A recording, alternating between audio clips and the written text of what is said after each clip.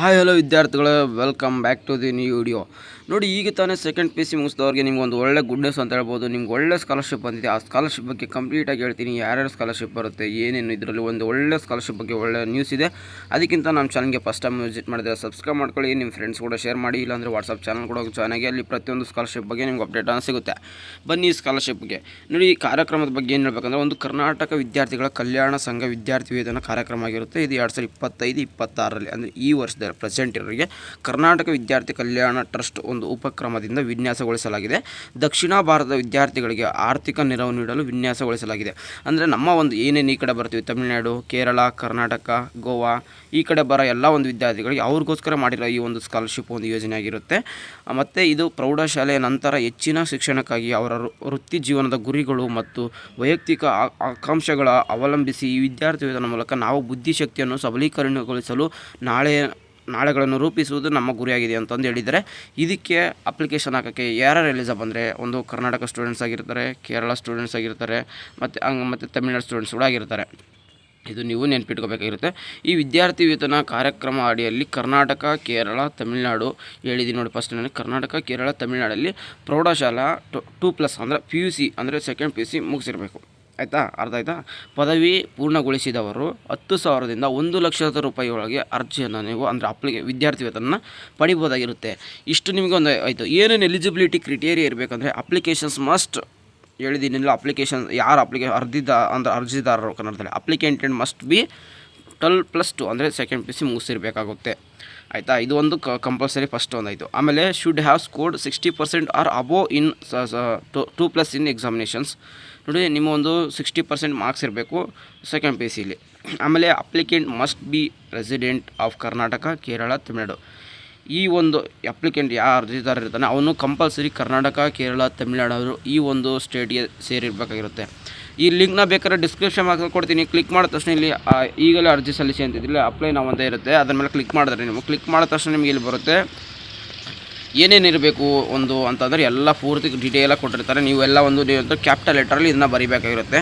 ನಿಮ್ಮ ನೇಮು ಏನಿದೆ ಇದನ್ನೆಲ್ಲ ಫಿಲ್ಲು ನಾರ್ಮಲಾಗಿ ನಿಮ್ಗೆ ಗೊತ್ತಿರುತ್ತೆ. 2+ ಮುಗಿಸಿದ್ರೆ ಅಂದರೆ ಸೆಕೆಂಡ್ PUC ಮುಗಿಸಿದವ್ರಿಗೆ.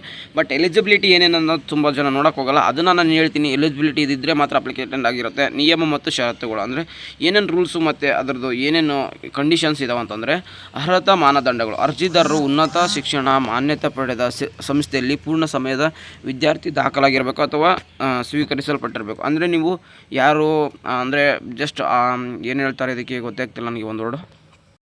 ಇದು ಕರಸ್ಪಾಂಡಿಂಗ್ ಅಂತ ಅಂದ್ಬಿಟ್ಟು ಜಸ್ಟ್ ಈವ್ನಿಂಗು ಇಲ್ಲಾಂದ್ರೆ ನೈಟ್ ಕಾಲೇಜ್ ಆ ಥರ ಮಾಡಿರಬಾರ್ದು. ಫುಲ್ ಡೇ ಅಂದರೆ ನೀವೆಲ್ಲ ಹಿಂಗೆ ನಾರ್ಮಲಾಗಿ ಸ್ಕೂಲ್ಗೆಲ್ಲ ಹೋಗಿ ಬರ್ತೀವಿ, ಆ ಥರ ಕಾಲೇಜ್ಗೆ ಹೋಗಿ ಬರಬೇಕು. ಆ ಒಂದು ಥರ ನೀವು ಅಡ್ಮಿಷನ್ ಮಾಡಿರ್ಬೇಕು. ಆಲ್ಮೋಸ್ಟ್ ಅದೇ ಥರ ಮಾಡಿರ್ತಾರೆ. ಎಲ್ಲೋ ಒಬ್ಬೊಬ್ಬರು ಮಾಡ್ತಾರೆ, ಆ ಥರ ಮಾಡಿರ್ತಾರೆ. ವಿದ್ಯಾರ್ಥಿ ವೇತನವು ಪದವಿ ಪೂರ್ವ, ಪದವಿ ಅಥವಾ ಸ್ನಾತಕೋತ್ತರ ಅಧ್ಯಯನವನ್ನು ಅನುಸರಿಸಿದ ವಿದ್ಯಾರ್ಥಿಗಳಿಗೆ ಮುಕ್ತವಾಗಿದೆ. ಅರ್ಜಿದಾರರು ವಿದ್ಯಾರ್ಥಿ ವೇತನ ಸಮಿತಿಯ ನಿರ್ದಿಷ್ಟಿತ ಶೈಕ್ಷಣಿಕ ಮತ್ತು ಯಾವುದೇ ಅವಶ್ಯಕತೆಗಳನ್ನು ಪೂರೈಸಬೇಕು. ಮತ್ತು ಇದು ಪ್ರೋಸೆಸ್ ಏನಂದರೆ, ಅರ್ಜಿ ಪ್ರಕ್ರಿಯೆ ಅಂದರೆ ಎಲ್ಲ ಅರ್ಜಿದಾರರು ನಿಗದಿತ ಗಡುವಿನೊಳಗೆ ಅಗತ್ಯವಿರುವ ಎಲ್ಲ ದಾಖಲೆಗಳೊಂದಿಗೆ ಪೂರ್ಣಗೊಂಡ ವಿದ್ಯಾರ್ಥಿ ವೇತನ ಅರ್ಜಿಯನ್ನು ನಮೂನೆಯನ್ನು ಸಲ್ಲಿಸಬೇಕು. ಅರ್ಜಿ ಅಪ್ಲಿಕೇಶನ್ಸ್ ಅನ್ನೋದು ಅದರೊಳಗಡೆ ಒಂದು ಗಡುವು ಅಂತ ಕೊಟ್ಟಿರುತ್ತೆ. ಅದರೊಳಗಡೆ ನೀವು ಅಪ್ಲಿಕೇಶನ್ ಹಾಕಬೇಕು. ಇನ್ನೂ ಇದೆ ಪ್ರೆಸೆಂಟ್ ಕೂಡ ನೀವು ಎಲ್ಲರೂ ಅಪ್ಲೈ ಮಾಡ್ಬೋದಾಗಿರುತ್ತೆ. ತಡವಾದ ಅಥವಾ ಅಪೂರ್ಣವಾದ ಅರ್ಜಿಗಳನ್ನು ಪರಿಗಣಿಸಲಾಗೋದಿಲ್ಲ. ಅಂದರೆ ಇನ್ಕಂಪ್ಲೀಟೆಡ್ ಯಾರು ಪೂರ್ತಿ ಡೀಟೇಲ್ನ ಕಂಪ್ಲೀಟಾಗಿ ಫಿಲ್ ಮಾಡಲ್ಲ, ಮತ್ತು ಇನ್ನೂ ಸ್ವಲ್ಪ ಲೇಟಾಗಿ ಸಬ್ಮಿಷನ್ ಮಾಡ್ತಾರೆ. ಅವ್ರದ್ದು ನಿಮಗೆ ಅದನ್ನು ಕನ್ಸಿಡರ್ ಮಾಡಲ್ಲ. ಅಂದರೆ ಯಾವ ಥರ ನಿಮ್ಮ ಒಂದು ಯಾವ ಬೇಸ್ ಮೇಲೆ ಕನ್ಸಿಡರ್ ಮಾಡಿ ಸ್ಕಾಲರ್ಶಿಪ್ ಕೊಡ್ತಾರೆ ಅಂದರೆ, ವಿದ್ಯಾರ್ಥಿ ವೇತನ ಪುರಸ್ಕೃತರ ಶೈಕ್ಷಣಿಕ ಅರ್ಹತೆ, ಪಠ್ಯೇತರ ಸಾಧನೆಗಳು, ನಾಯಕತ್ವದ ಸಾಮರ್ಥ್ಯ ಮತ್ತು ಅವರ ವೈಯಕ್ತಿಕ ಹೇಳಿಕೆ ಅಥವಾ ಪ್ರಬಂಧದ ಬಲವನ್ನು ಆಧರಿಸಿ ಆಯ್ಕೆ ಮಾಡಲಾಗುತ್ತದೆ. ವಿದ್ಯಾರ್ಥಿ ವೇತನ ಸಮಿತಿಯ ನಿರ್ಧಾರ ಒಂದು ಅಂತಿಮವಾಗಿದ್ದು ಮನವಿಗಳನ್ನು ಸಲ್ಲಿಸಲಾಗುವುದಿಲ್ಲ, ಬೇರೆ ಯಾವುದಾದ್ರೂ ಹೋಗಲಿ.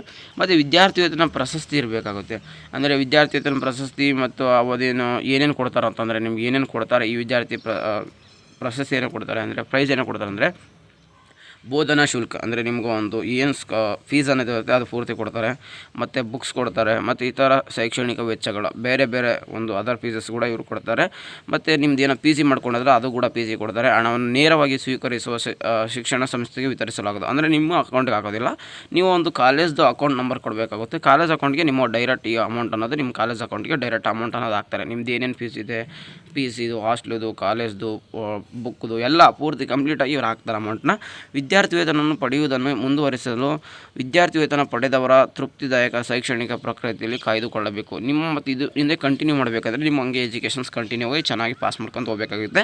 ಸ್ವೀಕಾರವಾದ ನಿಯಮಗಳು. ವಿದ್ಯಾರ್ಥಿ ವೇತನ ಸ್ವೀಕರಿಸುವ ಮೂಲಕ ಸ್ವೀಕರಿಸುವವರು ವಿದ್ಯಾರ್ಥಿ ವೇತನ ಒದಗಿಸುವವರು ನಿಗದಿಪಡಿಸಿದ ಎಲ್ಲ ನಿಯಮ ಷರತ್ತುಗಳನ್ನು ಪಾಲಿಸಲು ಒಪ್ಪುತ್ತಾರೆ ಅಂತ ನೀವನ್ನು ಒಪ್ಪುತ್ತಾರೆ. ಎಲಿಜಿಬಿಲಿಟಿ ಅಂತ ಎಸ್ ಅಂತ ಹೇಳಬೇಕು. ಮತ್ತು ಸ್ವೀಕರಿಸುವವರು ಮತ್ತು ಶೈಕ್ಷಣಿಕ ಪ್ರಗತಿ ಮತ್ತು ಅವರ ದಾಖಲಾತಿ ಸ್ಥಿತಿಯಲ್ಲಿನ ಯಾವುದೇ ಬದಲಾವಣೆ ಕುರಿತು ನಿಯತಕಾಲಿಕ ನವೀಕರಣಗಳನ್ನು ಒದಗಿಸಬೇಕು.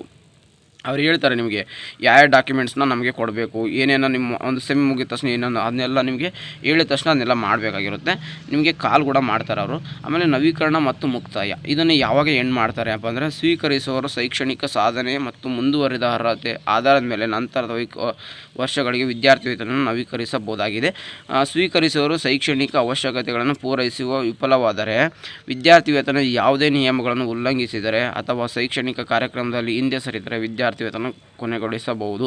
ನೋಡಿ, ನಿಮಗೆ ಈ ಸ್ಕಾಲರ್ಶಿಪ್ ಕಂಟಿನ್ಯೂಸ್ ಆಗಿ ಈ ಸರಿ ಸಿಗ್ತೀವಾಗ ಸೆಕೆಂಡ್ ಪಿ ಯು ಸಿ ಮುಗಿದ್ಮೇಲೆ ಮುಂದೆ ಕಂಟಿನ್ಯೂಸ್ ಸಿಗಬೇಕಂದ್ರೆ, ಎಕ್ಸಾಂಪಲ್ ನನಗೂ ಕೂಡ ಅದೇ ಥರ ಆಗಿದ್ದಲ್ವ, ಈ ಥರ ಕಂಟಿನ್ಯೂಸ್ ಸಿಗಬೇಕಂದ್ರೆ ನೀವೇ ಮಾಡಬೇಕು, ಪ್ರತಿ ಸೆಮಲ್ಲಿ ಒಳ್ಳೆ ಮಾರ್ಕ್ಸ್ ತೆಗೆದು ಒಳ್ಳೆ ಆ ಮಾರ್ಕ್ಸ್ನ ಸಬ್ಮಿಟ್ ಮಾಡಬೇಕು ಅಷ್ಟೇ, ಜಸ್ಟ್ ಡಾಕ್ಯುಮೆಂಟ್ಸ್ನ.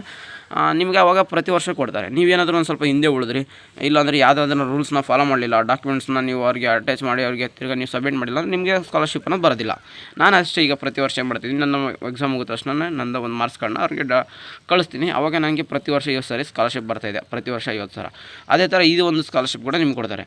ಆಮೇಲೆ ವರ್ಗಾವಣೆ ಮಾಡಲಾಗಿರೋದಕ್ಕೆ ಏನಕ್ಕಪ್ಪ ಅಂತಂದರೆ ವಿದ್ಯಾರ್ಥಿ ವೇತನ ವರ್ಗಾಯಿಸಲಾಗುವುದಿಲ್ಲ. ಅಂದರೆ ನಿಮ್ಗೆ ಬಂದಿರೋ ಸ್ಕಾಲರ್ಶಿಪ್ ಇನ್ನರಿಗೆ ಟ್ರಾನ್ಸ್ಫರ್ ಮಾಡೋಕ್ಕಾಗಲ್ಲ, ನಂತರದ ದಿನಾಂಕಕ್ಕೆ ಮುಂದೂಡಲಾಗುವುದಿಲ್ಲ. ಮತ್ತು ನೆಕ್ಸ್ಟ್ ಡೇಟಿಗೆ ಅಂತ ಕೂಡ ನಿಮಗೆ ಡೇಟ್ ಕೂಡ ಟ್ರಾನ್ಸ್ಫರ್ ಮಾಡಲ್ಲ. ವಿದ್ಯಾರ್ಥಿ ವೇತನ ಒದಗಿಸುವವರು ಪೂರ್ವ ಅನುಮತಿ ಇಲ್ಲದೆ ಸ್ವೀಕರಿಸುವವರು ವಿದ್ಯಾರ್ಥಿ ವೇತನಕ್ಕೆ ಬೇರೆ ವ್ಯಕ್ತಿಗಳು ಅಥವಾ ಸಂಸ್ಥೆಗೆ ವರ್ಗಾಯಿಸಲು ಸಾಧ್ಯವಿಲ್ಲ. ಆಮೇಲೆ ಸ್ಕಾಲರ್ಶಿಪ್ನೂ ಅಷ್ಟೇ ನಿಮ್ಮ ಕಾಲೇಜವ್ರಿಗೆ ಕಳಿಸ್ಬೇಕಾಗುತ್ತೆ, ಬೇರೆ ಒಂದು ಯಾವ ವಿದ್ಯಾರ್ಥಿಗಾಯಿತು ಬೇರೆ ಒಂದು ಕಾಲೇಜಿಗೆ ಕಳಿಸೋಕ್ಕಾಗಲ್ಲ. ಪ್ರಚಾರ ಮತ್ತು ಪ್ರಚಾರ ಅಂದರೆ ವಿದ್ಯಾರ್ಥಿ ವೇತನ ಕಾರ್ಯಕ್ರಮಕ್ಕೆ ಸಂಬಂಧಿಸಿದ ಪ್ರಚಾರ ಮತ್ತು ಪ್ರಚಾರ ಚಟುವಟಿಕೆಗಳು ಸ್ವೀಕರಿಸಲು ಭಾಗವಹಿಸಬಹುದು. ಇದರಲ್ಲಿ ಸಂದರ್ಶನ ಮತ್ತು ಅದರಲ್ಲಿ ಎಲ್ಲ ಕೇಳುತ್ತೆ, ಅದರಲ್ಲಿ ನೀವು ಹೋಗಿ ಅವ್ರ ಜೊತೆ ಮಾತಾಡ್ಬೋದಾಗಿತ್ತೆ, ಫೋಟೋ ಎಲ್ಲ ತಗೋಬೋದು ಮತ್ತು ಎಲ್ಲರ ಜೊತೆ ಮಾಡ್ಬೋದು. ಮತ್ತು ಇನ್ನೂ ಓದೋದ್ರೆ ತುಂಬ ಇದ್ದಾವೆ, ಅದನ್ನೆಲ್ಲ ಓದ್ಕೊಳ್ಳಿ. ಇನ್ನೆಲ್ಲ ಇದ್ಮೇಲೆ ನಾನು ಒಪ್ಪಿತೀನಿ ಅಂತಂದು ಈಗಲೇ ಅನ್ವಯಿಸಿ ಅಂತಿದ್ದೀರ, ಅದನ್ನೆಲ್ಲ ಕ್ಲಿಕ್ ಮಾಡಿದ್ರೆ ನೀವು ಅಪ್ಲಿಕೇಶನ್ ಹಾಕ್ಬಿಟ್ಟು ಇನ್ನೆಲ್ಲ ನೀವು ಮೇಲ್ಗಡೆ ಡೇಟಾ ಎಲ್ಲ ಫಿಲ್ ಮಾಡಿಬಿಟ್ಟು ಇದನ್ನು ಫಿಲ್ ಮಾಡಬೇಕಾಗಿರುತ್ತೆ. ಇಷ್ಟೇ ಒಂದು ಸ್ಕಾಲರ್ಶಿಪ್ದು ನಿಮ್ಮ ಒಂದು ಕಾಲೇಜ್ ಫೀಸ್ ಪೂರ್ತಿ ಕೊಡ್ತಾರೆ. ಲಿಂಕ್ ಬೇಕಾದ್ರೆ ಡಿಸ್ಕ್ರಿಪ್ಷನ್ ಬಾಕ್ಸಲ್ಲಿ ಕೊಟ್ಟಿರ್ತೀನಿ, ಹೋಗಿ ಹಾಕಿ. ಎಲ್ಲರಿಗೂ ಸಿಗುತ್ತೆ ಅನ್ಕೊತೀನಿ. All the best. ಮುಂದೆ ಯಾವುದೇ ಒಂದು ಸ್ಕಾಲರ್ಶಿಪ್ ಬಂದು ಕೂಡ ಅಪ್ಡೇಟ್ ಮಾಡ್ತಿರ್ತೀನಿ. ಈಗ second P U C students exam ಬರ್ದಿದ್ದೀರಲ್ಲ, ನೀವು ತುಂಬ ಜನ ಸ್ಟೂಡೆಂಟ್ಸ್ಗೆ ಸ್ಕಾಲರ್ಶಿಪ್ ಅನ್ನೋದು ಆಲ್ರೆಡಿ ತುಂಬ ಜನ 20,000 40,000 ತುಂಬ ಜನ ತೊಗೊಂಡಿದ್ರು. ಬ್ರದರ್ ನೀವು ನಮ್ಗೆ ಯಾವುದು ಹೇಳ್ತಿಲ್ಲ, ಅಪ್ಡೇಟ್ ಮಾಡ್ತಿಲ್ಲ ಅಂತ ನಾನು ಗೊತ್ತಿದೆ ಅಂದ್ಕೊಂಡಿದ್ದೆ. ಈ ಥರ ಒಂದು ಸ್ಕಾಲರ್ಶಿಪ್ ಬಿಟ್ಟರೆ ನಾನು ಹೇಳ್ತಾ ಇರ್ತೀನಿ ಮೇಲೆ ನಮಗೆ ಇನ್ನೊಂದು ಏನಂದ್ರೆ ಅಫಿಷಿಯಲ್ ಸಿಗೋದು ನಮ್ಮ ಬಡ್ಡಿ ಫಸ್ಟ್ ಸ್ಟಡಿಲಿ ಅಲ್ಲಿ ಬಂದಿರೋ ಸ್ಕಾಲರ್ಶಿಪ್ ಖಂಡಿತ ಸೆಕ್ಯೂರ್ ಆ್ಯಂಡ್ ಖಂಡಿತ ಕೊಡ್ತಾರೆ. ಅದಕ್ಕೋಸ್ಕರ ನಾನು ಅಪ್ಡೇಟ್ ಮಾಡ್ತೀನಿ. ಬಟ್ ಈ ಒಂದು ಸ್ಕಾಲರ್ಶಿಪ್ ಕೂಡ ಜೆನ್ಯೂನ್ ಇರೋದ್ರಿಂದ ನಾನು ನಿಮ್ಗೆ ಹೇಳ್ತಿರೋದು. ಲಿಂಕ್ ಬೇಕಾದ್ರೆ ಡಿಸ್ಕ್ರಿಪ್ಷನ್ ಬಾಕ್ಸಲ್ಲಿ ಸಿಗುತ್ತೆ, ಅವಾಗ ಕ್ಲಿಕ್ ಮಾಡಿಕೊಂಡು ಜಾಯ್ನ್ ಆಗಿ ಇದು ಸ್ಕಾಲರ್ಶಿಪ್ಗೆ ಬೇಕಾದ್ರೆ ಅಪ್ಲೈ ಮಾಡ್ಬೋದಾಗಿರುತ್ತೆ. ವಿಡಿಯೋ ಇಷ್ಟ ಆಯಿತು ಅಂದರೆ ಲೈಕ್ ಮಾಡಿ, ನಿಮ್ಮ ಫ್ರೆಂಡ್ಸ್ ಕೂಡ ಶೇರ್ ಮಾಡಿ. ಮುಂದೆ ಎಲ್ಲ ಒಂದು ಸ್ಕಾಲರ್ಶಿಪ್ ಕೂಡ ನಿಮ್ಗೆ ಬೇಕಂದರೆ ವಾಟ್ಸಪ್ ಚಾನಲ್ ಕೂಡ ಜಾಯ್ನ್ ಆಗ್ಬೋದು. ಸಿಗೋಣ ಗಾಯ್ಸ್ ನೆಕ್ಸ್ಟ್ ವಿಡಿಯೋದಲ್ಲಿ. ಯಾವ good guys, take care, love you all, tata bye.